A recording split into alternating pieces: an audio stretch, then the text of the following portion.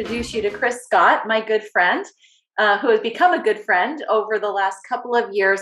I met Chris because I was doing an internet search looking for someone that could help me with my makeup for these webinars that I was going to be doing, because to be honest, I have no skills whatsoever in makeup or anything that takes me longer than 5 minutes. So I had to get somebody to help me with that. As we got to know each other, he has hosted Fine Tune Your Zoom, which is another business of his. And he's been behind the scenes on each and every webinar for the last almost 2 years. And I just think that he's a great guy, and he's got multi talents. So one of his many talents, among being a makeup artist and an author and a coach, he is also a chef, and he has a really fun company, Running Fork, and it really represents his personality. If you look it up online, it's perfect for you, Chris. So with that, I'd like to just go ahead and turn it over to you. We're really excited. This is our first cooking demonstration on a webinar. Hopefully you guys will love it. And Chris, you go ahead and take it away. It's now your show.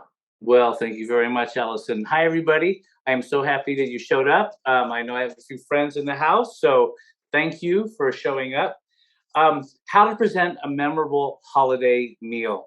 The reason why I feel somewhat qualified to share this is myself and my partner decided 24 years ago to host a Christmas Eve because it just became time for us to have it at home. And each year, we just learned more about how to make the night more memorable for everybody. So what's going to happen today is I'm going to share you some of the tips, some of the things that we think make a difference for people, and then I'm going to share a couple of recipes, one of which I get to drink. So let's get started. So the basic thing is, even if you think, oh God, I don't know how to cook, or I'm not a very good cook, it doesn't matter. Because I know you can cook some things well. It's not what you cook, rather how you present it, that elevates the holiday gathering into the unforgettable event. And so I'll show you what I mean by that as we go along. So ready for some fun? Tip number 1. I'm not sure where I heard this, but it's true. Try to make the first and the last thing that people eat at your meal like memorable. Because what happens is they're like bookends. And sure, all this stuff happened in the middle, but the first thing they eat, they're like, oh my God, this is going to be great. And the last thing they eat, oh my God, that was great. And so you sort of you leave them happy on both ends. Even if something in the middle was like, doesn't matter. First and last. Okay, now for some fun. So let's get this party started. So I'm going to share with you, this is a cocktail that my partner found online, and it's so good. And I'm going to make one for you right now. It's called the Spicy Noodle, and I'm going to show you how to do it. So are you ready? Because here we go. So what I have, what's this before us? We don't know. Let me get my magic tray of concoction. So the Spicy Noni, it's a really simple drink. We like to start each of our meals with like a signature cocktail and bubbly and appetizers, right? So this is Amari Noni. It is a Italian liqueur, gin, and then a simple syrup. I'm going to talk about this a little bit. So I'm going to start mixing this up so you can see how to make it. The one thing I recommend when you make any cocktail is really follow the measurements. All right. If after you taste it you go, oh, I think it'd be better with more of this or that, then do it. I'm of the ilk. Here we go. I'm of the ilk that I like to actually mess with my recipes, because we all know what we like more of and less of. Hold on, I'm going to put on my glasses so I can see if I'm at the right spot. Yeah. So that's 1.5 ounces of gin. And this is just a shaker. I'm going to just pour that in there. Now, don't be shy with your ice. Use a lot of ice in your shaker because you want to get that drink cold. Now, 1/2 ounce of Amaro Nonino. It's an herby liqueur. If you cannot find this liqueur, we also have a list of other things that will suffice for you. So I'm supposed to do a half ounce, and this is really important. Make sure you only do a half ounce because this is this has got a lot of it's not that it's super strong, it's just got a lot of flavor, and you want just the suggestion of this. And then the next ingredient is an ounce of or fresh blood orange juice. Now, I couldn't find blood oranges. Oh, but I have such a good tip for you. So this is fresh squeezed OJ that I strained, so there's no pulp. That's an ounce. But what's neat about blood oranges is they have a subtle raspberry flavor to them. So if you want to get that raspberry flavor up in your spicy noni, but you can't find the blood oranges, throw a few raspberries in before you shake it up. Now, this is the secret ingredient. This is a simple syrup. When you make simple syrup, you just boil equal parts sugar and water. Simple. But then your directions say to put the cinnamon stick and the star anise in afterwards, but don't do that. Put the cinnamon and the star anise in when it starts boiling. What it'll do is it will kill the bacteria that's on the cinnamon stick, and then you can put the cinnamon stick and the star anise in the bottle. I really like a stronger flavored simple syrup. If I'm gonna give it an accent, I want to make sure that it reads. So those are the four ingredients. And so now we just grab the magic shaker and we're going to shake this little bad boy up. I'm so excited. Here, let me try to do this on camera so you can watch me hit things and break them. Oh, I'm shaking. Now, if my sister was watching, she would have me go, she's like, break it, crack it up. But dude, you really want to get your cocktail ice cold. Oh, look how it's sticking to my towel. Yeah, baby. And then I'm gonna take this off, and I'm gonna grab my glass. I'm gonna pour it into my empty. Now this is just one drink. Isn't that a pretty color? When you do the blood orange, it's a little bit darker, and it's even more exciting. But ooh, I see little bits of raspberry in there. That looks good. And then the last thing we do is a little prosecco because it's an Italian drink. So let me open up this bad boy for us real quick. Hold on. I know you can't see me doing anything, but listen. Ready, set. Oh, there we go. Now I'm going to pour just a little bit of that in here. I'm just going to top it. Oh, dang, this is going to be good. They suggest serving this with an orange wheel. So if you want to do an orange wheel, do an orange wheel. If you want to up the raspberry flavor to imitate the blood orange, drop a raspberry in. And now, I know the thing that you really want to watch is me enjoy this cocktail, so I won't deny you that. So here we go. Yum and oh, perfect. Wow, I love this drink. Okay, hold on, just one more, and then we'll move on. So please, Caress, let's go to the next slide before I drink all this. Tip number 2: create anticipation. You might have the same guests that come every single year, and they know when to come and what have you. But don't email or phone call them. Send them an invitation. When you get something in the mail, it always feels more special. A friend of mine is really good for birthdays and thank yous. He always sends them in the mail, and it's always more appreciated. He might be on this webinar right now, but it's a really way. It's a great way to you people go, oh, what's going on this year that's different from last year. You heighten the anticipation. What's next? So tip number 3, what to cook, right? Yeah, that's a big deal. Boy, my partner and I, you don't know how much we plan about because we do this as a gift to our family and friends, our close family and friends, and we really want to, it's our gift. And so anyway, if you have a traditional meal that you serve every year, like every year we do crab or turkey, whatever, do that. But I'm going to show you how to present it in a way that elevates it. And if you want to change up the menu, or you're like, I don't know what to cook, well, let me give you some ideas on how to do that. Okay. Um, so we like to pick a theme and base our recipes on that theme. That has been our format forever. So you want to create a menu based. So here's some ideas. Create a menu based on somewhere where you visited this year. So for a few years we traveled a lot. Italy, Greece, France, and so we did menus based on those countries that year that we visited, and that was fun.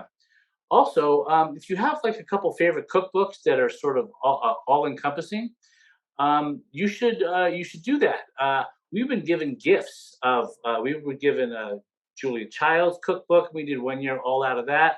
We were given the Boulevard cookbook 1 year. We did it all out of that. We were given a Milk Street subscription, and we did it all out of that. And also, what's great is the people who gave us that as a present were also present at the meal, so we got to share. I have to sip the spicy noodle real quick, so hold on. Hmm. Oh, you really want to make this. You can also, if just be. We're all creative, so just think about it. You can base your menu on famous restaurants. 1 year we did all New Orleans restaurants. An international tour. Pick items from all around the world. Regional cuisine. Focus on one particular region, be it southern, southwestern, northeastern. And then one fun year, and the recipe I'm going to demonstrate today, we decided to do shape. So we did all towers. So you get the idea. When we serve, rather than say, okay, here's the meal, we do it in steps. People arrive, cocktail appetizers. When they sit down, they have soup, and then they have salad, and then a main course, and then dessert, and then coffee. And it's really paced out. And the meal takes maybe 2.5 hours. And it really creates an elegance. It's sort of that restaurant experience. So let's move on. So what we like to do is put on the table. We deconstruct the recipes that we're doing. So um, when people sit down, they can go, "Oh, this is oh, that's the soup. Oh, I can't wait for the salad. Oh, interesting. What's that going to be?" So anyway, it makes them know that things are coming, so they can relax. The whole idea is to give people peace and comfort and joy. And by sort of taking their hand in a way and doing this. So one of my favorite ones we did is the middle one.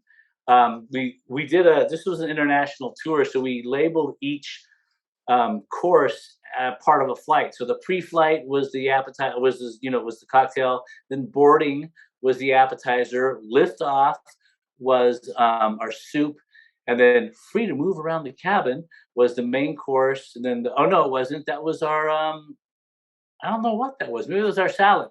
And then the in-flight movie, yeah, that was the main course. And then the landing was the dessert, and the deplane was, of course, everything after. So you see, it's a way of applying your theme to your menu. And remember, you can ask questions as we go along, so don't be afraid to ask questions. And moving on, please. Table ideas. Oh boy, I have to get ready for this. So I am not a decorator, even though I'm really good with color and what have you, not a decorator. But my partner is, and so she really has upped our game on how we present at the table. But here's some good ideas. You can see on the far left image, a table menu is set right there, and that's nice. Also, getting some, what are they called? Darn it, little collars, little rings, napkin rings. Put those on. And the third one, candles at the table. And the fourth one, a holly wreath. But I really love the candles. So I want to show you something that I like to do with the candles, if you'll let me. So let me get this to you. What we did, what my partner did, was she invested in these very inexpensive little red things and very inexpensive votive candles. And let's say this is the soup bowl that's waiting to, on the table, and then the dinner plate underneath it. And when our guests arrive, what we do is we kind of dim the lights a little bit. I mean, it's not overly lit, but the table seems to float a little bit. So at every place setting, there's this really soft, you can even see here the red glow that catches the bowl.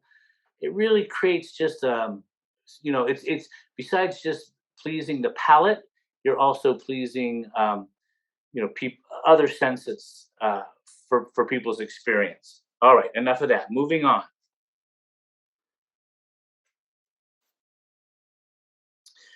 So setting the table. If you're not familiar with how to set your table, here's take a screenshot. Uh, here is here's some ideas. The one on the left is more informal. The one on the right more formal, and we sort of go somewhere in between. Don't put anything out that you don't need. Don't do anything for show because our table is already as packed as it can be. So just and don't put out the coffee cup and all that until you serve coffee, right? But the thing that I do like to do is to put the anticipatory dessert fork or the coffee spoon. No, not the coffee spoon. I like to put the dessert fork at the top of the plate. So when someone says, "Oh, what's that fork for?" and you say, "Dessert," then every time they look at that fork, they go, "Mmm, dessert." Okay, moving on. Tip number 4, table service. Now, this is tricky, but I will tell you, this is what makes the difference. So, with a little bit of kitchen organization, plating each course focuses your guests on one dish at a time. So, this really heightens their enjoyment of each course. If they're sitting there eating and there's like 3 things on their plate and they're going from this to that, they really don't experience each dish, on its own, and get the heightened experience from it. Um, and that means, yeah, that's a lot of dishes. Find a way to minimize the number of your dishes. For example, after we serve the salads, we rinse them with hot water, give them a quick wipe, and let them drip dry, and we'll use that same plate for dessert. So there are ways to reuse during the meal. Also, we take in mind the recipes that we choose. We want to have 99.9% everything ready before people arrive. So we use oven, warming trays, crock pots, anything to keep things ready to serve, warm and or cold. And sort of reiterate, have your food mostly prepared. And I'll tell you, I fail at this almost every year, to decrease your kitchen time and increase your table time. Because regardless, I mean, our table is usually somewhere between 12 to 16, and that just takes some time to handle. However, we get generous support, and it's great because people just they help out, and it's all part of the love and the fun of and really sharing in the experience of the holiday meal. Moving on. Okay, so this is the cooking demonstration part of our meal. Take a look at that picture. This is the bistro crab salad. We did this one year when we did a tower themed meal. And what I'm going to do is I'm going to build one for you right in front of your eyes. So let me show you a finished bistro salad. Here it is. It's just layers of crab meat, just mango, English cucumber, tomato, and avocados on the base, and all around it and in it is the cilantro lime vinaigrette. So, want to know how to do that? Well, I'm going to show you how. I'm grabbing my tray of goodies here. So this is a really easy salad to do. You do it beforehand. Everything's sitting in the fridge. It's simple. So in here is the cilantro lime vinaigrette. Yum, yum, yum. And now you just start adding the ingredients. So they go in this order, and it's on your recipe. First, the avocado. You just splash a little bit of the vinaigrette in there. I've already put some in there. And you just kind of mix it up, right? And then you just want to do a layer so that it just covers. I'm going to try to tilt this so you can see what I'm doing. Let me get a little bit more in there. I'm just going to do it all. So you see, I'm putting it inside this ring. Now you can go to a hardware store and buy PVC pipe. think this is probably about 2.5 inches round and cut it. So I'm just packing it down a little bit. And then next for color, because you've just did a green, you're gonna do a red. So I'm gonna splash a little bit of the vinaigrette onto the tomato, and I'm just gonna mix it up. And then this is gonna be my next layer. See how simple this is?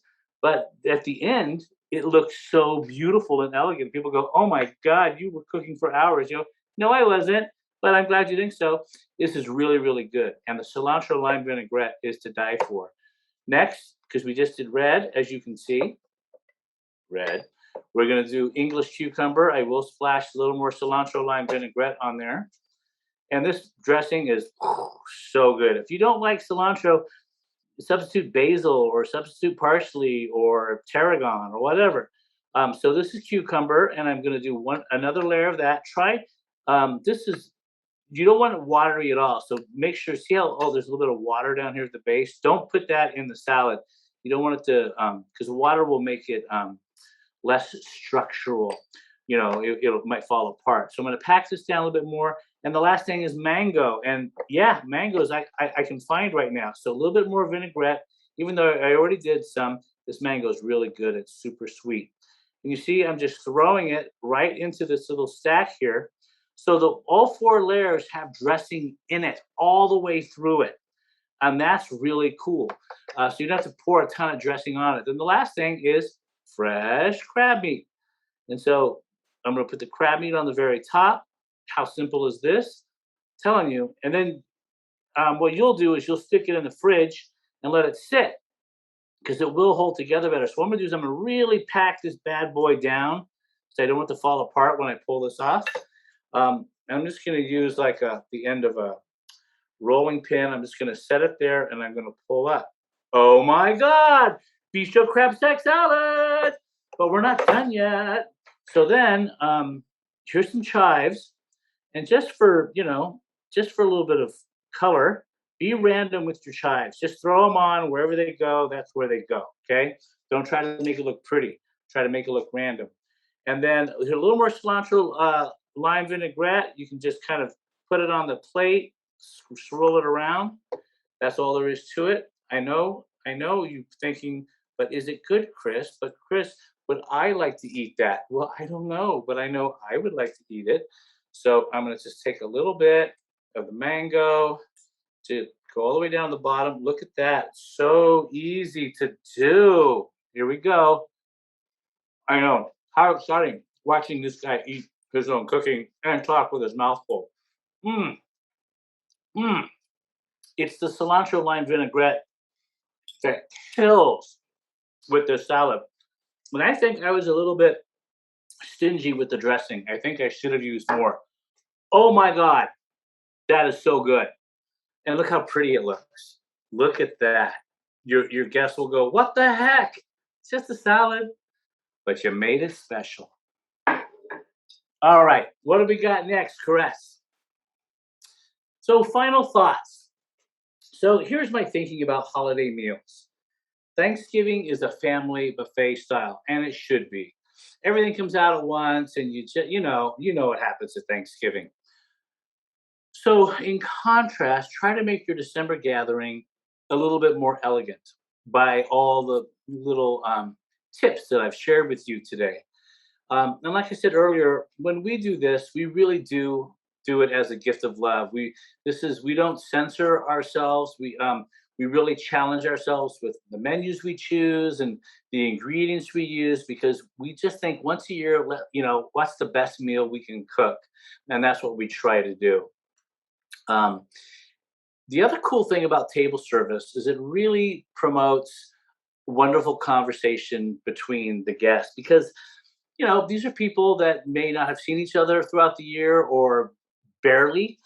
And so as one course goes away and more people are and you're waiting for the next course, it's really nice because people are just finally just relaxing and in the moment. And that's what it's all about. If you don't know the 4140 rule, this is a food safety tip. When you're pre-cooking everything and you have it holding, you want to keep the cold stuff below 40 degrees and the hot stuff above 140 degrees. Anything in the middle, that's where bacteria starts to grow. So just remember 4140. Get a, an instant read thermometer to check your temps. It's not hard to do, but it's important that you do that, especially if you haven't table served before. You don't want to serve anything that might be iffy. What's my last point? Oh yeah, like I almost forgot. I do this every year, but it's like 2 years. I think I remembered. We serve coffee, so turn on the coffee pot when you serve the entree. Like have a note on the oven or whatever. Turn on the coffee pot. So once the meal's over, coffee's brewed, and then when somebody wants coffee with their dessert, it's ready. And that's what I got. And of course, happy holidays. We don't have to go into how much challenge and what's going on with all of us individually, but you know, we all owe it to ourselves to give each other some peace, comfort, and joy. And I hope this webinar helped. And if we're not out of time, we are able to take questions if there are any.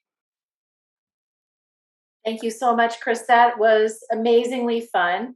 One of the reasons why I really love working with Chris is his sense of humor is so goofy and awesome and fun. So Goofy. yeah, it's awesome. I always says the lady with the brain. Yeah. Right. Right. So one of the things that I wanted to point out to our guests while we allow some questions to come through Mm. is you're wearing gloves. Yeah. You are a professional chef. I mean, I know you have a business doing this too. So do you have any thoughts for our audience here about cleanliness in the kitchen, or Sure. touching Yeah. up food, or don't let this touch that, don't Yeah. use the knife on this versus that? I know I took a food safety class when I was 16 and working in the cantina at Del Mar as a nacho girl. Nacho girl. Mm. But many of our guests may not have that knowledge. So can you share just a little bit about that for us, please? Yes. So I like wearing gloves when I'm cooking a lot of food for two reasons. One, you can still wash your hands with them on.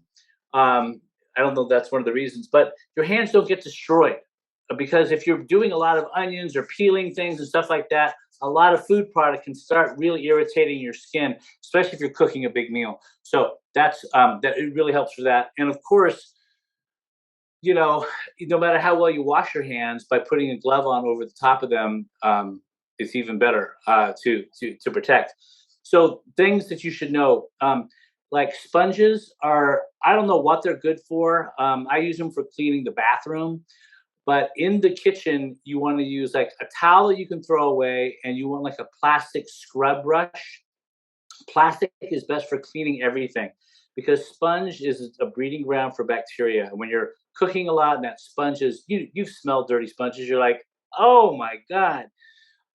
Yeah, that's the problem. So get rid of it. Don't spread more bacteria where you think, hey, let me clean that before I do the next thing. And all you've done is lay down a fresh layer of bacteria. Use fresh towels. Also, I'm not a big paper towels are used in the kitchen at times. There's times where you have to wipe something off dry, and you need it to be clean, so you need a clean towel. You go through a lot of towels, so don't be afraid to use a paper towel or two to get things clean. And remember, cooking is just not, when you're making stuff, it's not just the act of making, it's the act of getting things out, making, putting things away when you're done, cleaning the thing you just used before you start the next step. If you think about it that way, it's hard at first, but you really keep the kitchen sort of clean, and things just don't get sort of visually distracting. Mhm. Thank you for that question, Allison. Yeah. So let's see about any other questions. Um, Anybody from our audience have a question that they'd like to send in, or raise your hand because we can go ahead and open the mic so that you can ask your question or make your comment. Anybody have anything? I Come on, see. put me to the test, Yes. please. Question for Rob. Go ahead. Hello, Chris. I wonder if you could, after you take a sip of that beautiful drink, talk to us about mocktails. I was about to say, and I was going to include that when I was doing this, and I didn't because we didn't put it in the slides. So basically, remember that not everybody drinks alcohol. So this drink is just as delicious if you were to use a raspberry, Italian sparkling soda, right? You still use the orange, you still use the simple syrup. You shake it up with the fruit and the orange juice, and it's very refreshing. So when they say, rethink your drink, mix with, this cocktail or another one, rethink your drink, mix it without alcohol. Um, now, Rob, you're really good at this. So, what would you suggest for mocktails? Well, what I pretty much drink all the time is Soda Stream with an anise extract. So I've got kind of like a pastis that I make, and I'm nuts for that.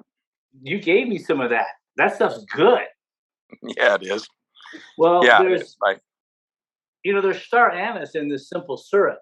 So in this drink, you get that. So if you were to make a mocktail with this, you're gonna get your little anise kick, my friend. Can't wait. Yeah. All right. I see some other hands up too. Adrian and Rick. Go ahead and unmute your mic, and you have a question. Yeah, wanted to know what your go-to dessert is for large groups. Like how large? When you say large, what are you talking about? 10 to 15. Oh yeah. I'll tell you, we're dessert crazy. Because we do something different every single year. So we actually printed a cookbook of some of our recipes. So here, let me tell you what we've done. Because it's all on here. Dessert, gingerbread Christmas pudding with orange hard sauce, white chocolate pecan pie, coffee and cognac. Well, who doesn't want that? What's the next one? Cranberry. Doing a holiday bread pudding is really good if you don't want to do individual things. We did a cranberry bread pudding in orange crowns with chantilly cream. Oh my God, that's so good. But do you like to bake? Yes. Yeah, well, so I think baking something that you can, cut up is really, what you want to do. I'm looking at my other recipes. What was I going to say? We find like this little mold that I use to make the crab salad with, wherever that mold went. We've used that as to make entremets, individual entremets, right? Okay. And so you still get that beautiful layering and what have you.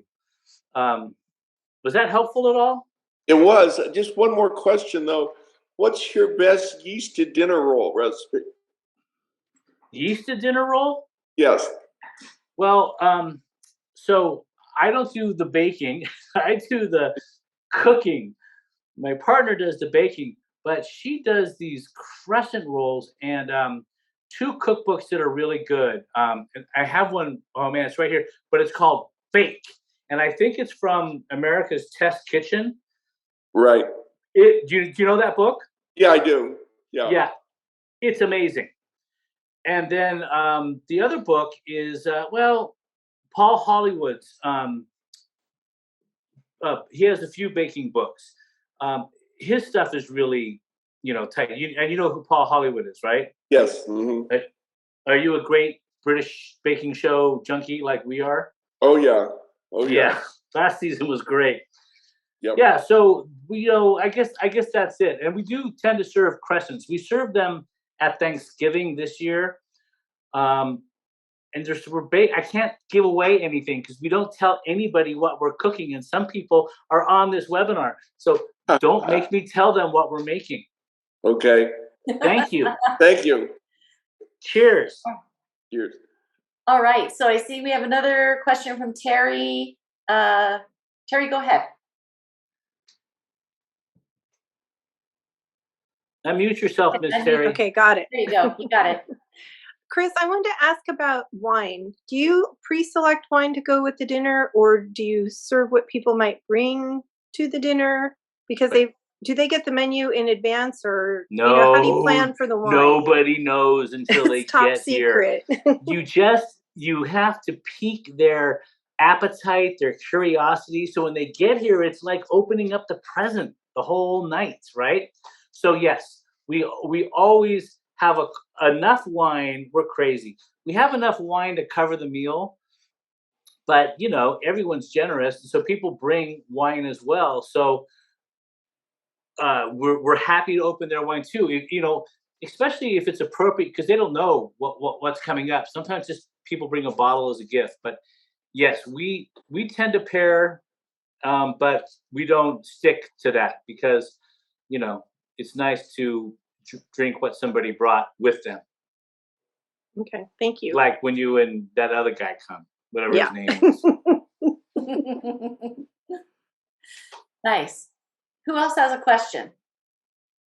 I'm looking for the hands. All right. So I have a question on preparing all this stuff in advance. And I've got a decent sized fridge, but I don't have an industrial refrigerator. Can you give us some tips on how you're going to make all this stuff in advance, especially the cold stuff, like the crock pots and stuff, you can put them out, but how do you store all this stuff if you prepare it at that time? Like if I had like 20 of those crab salads, what would I do? Right. I completely understand. That's a really good question, and we've run into that. I mean, so for us, what we eventually did is we actually bought a second smaller refrigerator, but that's not the answer I want to give. I'm just saying we just did that for our own, because we do this so much that it just makes sense to us, right? So there's a couple things you can do. Clean out your refrigerator before you start all this. Get rid of everything that doesn't have to be there, right? Because in doing that, that opens up space. We use cookie sheets. We'll put things on a cookie sheet, especially those stack things, and put a cookie sheet on top of it, and then put more on top of it, right? And that way you can stack up the area. If you have coolers, a big cooler or two, it's better to use like freezer packs, not ice, but those cubes that you freeze, or you can even put ice water in a Tupperware, put and freeze it, and put a few of those in a cooler, and that can be like an extension to your refrigerator. We've also used a neighbor's refrigerator. So when push came to shove and we needed some space, we fed our neighbor and they helped us out. Nice. Does that help? Yeah, it does. Because I know that when we have prepared things in advance, it just gets all jammed in there, and then there's not room for everything, and then something gets forgotten, and so I think it's just a matter of being organized. Yeah. Well, you need the list that you make, the preparation list of each day, because usually I'm cooking about 3 days. The third day is the day we serve, but have everything written down and double check it, and don't stress about it, because if it's written down, you can't forget it. That is true. That is really true. Hey, Adrian and Rick have another question. You can go ahead. Actually, what I wanted to mention, if you're using coolers, what we found works the best is to use gallon jugs of spring water. And freeze those. Right. And then, great idea. Then as you use those, as it thaws, it doesn't put any water on the bottom. And actually, if you're going camping and things, as they thaw, you can use them for drinking water. Yeah, great idea. Thank you. I might steal that this year. Thank you. Yeah, Sure. Excellent. I have a question for you from Marketing Caress. Yes. How soon do you recommend that people send out that invitation? Right. So you definitely want to save the date. Now, if people know that they're already coming because it's your family and they always come, for a holiday meal or whatever, I would say 3 weeks. But if you're inviting people that are on a different time, like for us this year, we're doing what's called fractured feasts. Instead of having one big meal and having a super spreader event, we're doing 3 different meals. One was at Thanksgiving actually, and then we're doing one in next weekend, and then the one on Christmas Eve. So we're basically getting everybody in there, right? But we just don't want to have 16 people at one table because we're all dealing with pandemic issues, and the smaller the group, the more controlled it is. So for new people, no less than 4 weeks for the invitation. Give them at least a month. It's not like a wedding where you say save the date 6 months ahead, but I would say at least 4 weeks in advance. What is your inclination, Caress, for That's invitations? exactly what I would recommend. So Well, if look at if you. you plan on doing it on Christmas, you better send it out tomorrow. Well, and we were, to be honest, because we were doing 3 different ones this year, for the first time since we started sending out invitations, we email people. But we made a beautiful email, Evite. Not we didn't use Evite, we created it. But because we were just things have been happening for Life me happens. personally, so we haven't had time to get that out. Yeah. That's a good save. Yeah, absolutely. I'm still enjoying my spicy noni. Oh, I see that Nice. Miles has his hand up. Yes. I actually do. Hey, Chris. Hi, Miles. One of the challenges that I come up with personally, and I'm not a very organized person, I'll admit that when it comes to doing these things, is keeping everything hot that's supposed to be hot. When you've got 16 people, 12 people, it invariably you can't keep everything that like on the entree hot for everybody. So what are your suggestions on doing that for the large group? Yeah, I understand that. Well, I mean, I guess I might have breezed over that, but I use different kinds of warming devices. So warming trays, you cover the item, you put it, with foil, even towels over the top of the food on a warming tray, and make sure it's just above 140, and you're good. We use crock pots, so if something is liquid and you want to keep it warm, we're fortunate we have a double wall oven, so we're able to have 2 different temperatures going on in our oven. But that's also what we do. And you don't have to things don't have to sit around forever. Um, get at temp. You can really wait until like an hour before everybody arrives to bring the food that you've already. Oh yes, let me say this: do as much as you can before. And I mean, even if you go, I'm supposed to put parsley at the end, I'll just chop it. Then don't chop the parsley, put it in a little bowl, and then when it's done, you go, bing, parsley done, go, Yeah. because it will make you crazy. Does that help? Yes. Thank Oh, you. good. You're welcome. Mhm. Anybody else? Memorable holiday meal. Hmm. Very memorable. So my understanding is for the people who joined us today, you have a little additional bonus mini recipe, right? That you're Do going to I? Tell me what that recipe is, Allison. the simple syrup. Oh my God. That's so good. So, what is my bonus recipe? The simple syrup. Oh, I don't know if it was that, to be quite honest. I don't know if it was that or the lime cilantro vinaigrette. Caress, did the lime cilantro vinaigrette end up on the PDF? Yes, it is on the handout. Oh, yeah. So, simple syrup, that we use for this, and I talked about this when I made it. Just remember, it's just equal parts sugar and water, but you want to bring it to a boil and let it boil for a couple minutes. It'll just slightly thicken, just slightly. That's what you want. But if you want to be able to keep like a star anise or cinnamon stick in there, remember that these things have bacteria on them, even though, you think, really? Why? I cook with it.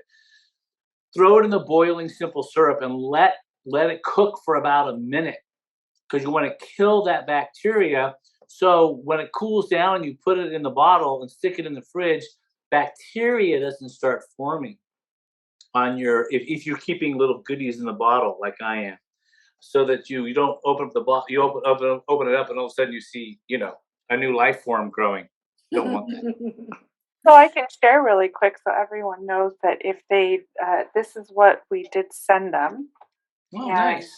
So you've got your spicy noni and your bistro crab salad and your lime vinaigrette, as well as a reminder of the settings that you could do.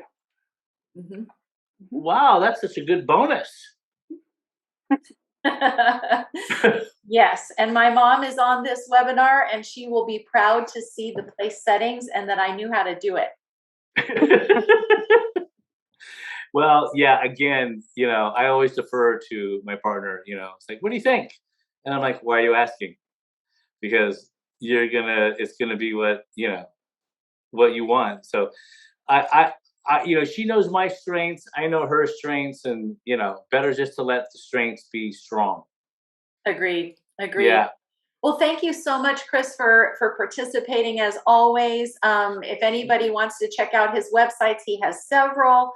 I found him on Makeup Gourmet. He also has Fine Tune Your Zoom. And then does Running Fork have its own website too? It's makeupgourmet.com/RFCC. And the RFCC stands for Running Fork Comfort Catering. And it's also a tab at the very end of my Makeup Gourmet page. Perfect. And I teach online lessons. I'm really good at Thai food and stuff like that. So for those of you who would like to maybe take an online lesson in challenging dishes, I know how to do them. Right. And anybody who is going to San Francisco can actually go visit Chris. That's right. And remember, I do makeup too. Look how pretty Allison is. Yeah, he fixed me for sure. So thank you so much again. And if you have any other questions, there's the email team, TEAM @luminafinancial.com, or you can visit us on our website and there's a bunch of information in there as well. Thank you again so much for everybody joining us. It was great to see you all. And we will hope to see you again in January. Take care.